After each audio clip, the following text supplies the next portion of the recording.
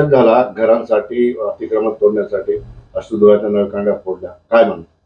नाही, दुर्दैव हे याचा वाटला मला की ते सगळे लोक आमच्याकडे आले होते. मी त्यांना सांगितलं की नाही, आपल्या घराला कोणी हात लावू देणार नहीं, कारण मोदी साहेबांनी सांगितलेले आहे की 30 मार्च 2022 तक इस देश के अंदर हर बेघर को घर मिलेगा, और सिर्फ घर ही नहीं मिलेगा, घर में नल, नल में जल. ये मोदी जी के भाषण है, कई मर्तबा उन्होंने कई सभाओं के अंदर बोले हैं. मग एका साईडला तुम्ही हे म्हणणार आहे जी ज्या देशामध्ये जे बेघर आहे त्यांना घर देणार, आणि दुसऱ्या साईडला तुम्ही असा जाऊन लोकांचे घरं तोडणार की तिथे लोक 10-10, 15-15 वर्षापासून राहत होते. तुम्ही एकही घर बांधला नाही. पंतप्रधान आवास योजनेमध्ये माझ्या शहरामध्ये एकही घर बांधण्यात आलेला नाही आहे. मग ते का बांधू शकले नाही तुम्ही?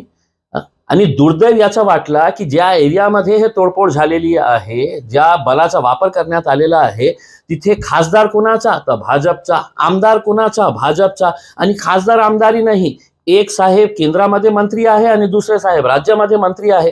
मग हे गोरगरिबांना असा उल्लू बनवण्यासाठी तुम्ही तुमचं पंतप्रधान असं भाषण करणार आणि दुसऱ्या साईडला तुम्ही असं जाऊन तोडफोड करणार, हे कितपत योग्य आहे तुम्ही सांगा मला. नवनीत राणा यांनी तुम्हाला पुन्हा चॅलेंज केलेलं आहे, अमरावतीत येऊन पाडून दाखवा, काय नेमकं उत्तर? मी नाही का एक म्हण यूट्यूबवर बघितलेली आहे, फेसबुकवर बघितलेली आहे.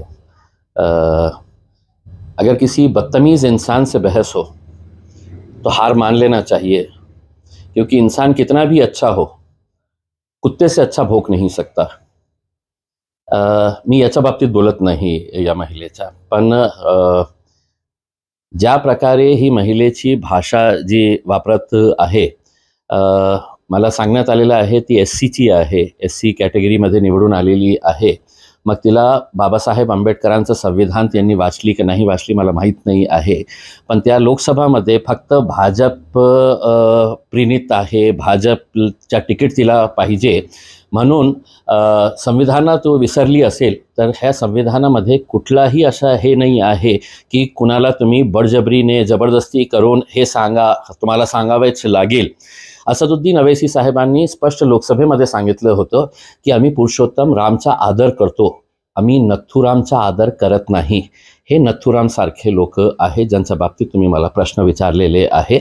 पण ही महिलेच्या बाबतीत आपण काही महिन्यापूर्वी तिच्या जे एक आंदोलन सुरू केली होती की हनुमान चालीसा आपल्या घरामध्ये नाही वाचायचं, उद्धव ठाकरेच्या घराच्या समोर जाऊन आपल्याला वाचायचे आहे. म्हणजे अशा प्रकारची चीप पब्लिसिटी घेण्यासाठी ती अनेकदा चर्चेत आलेली आहे.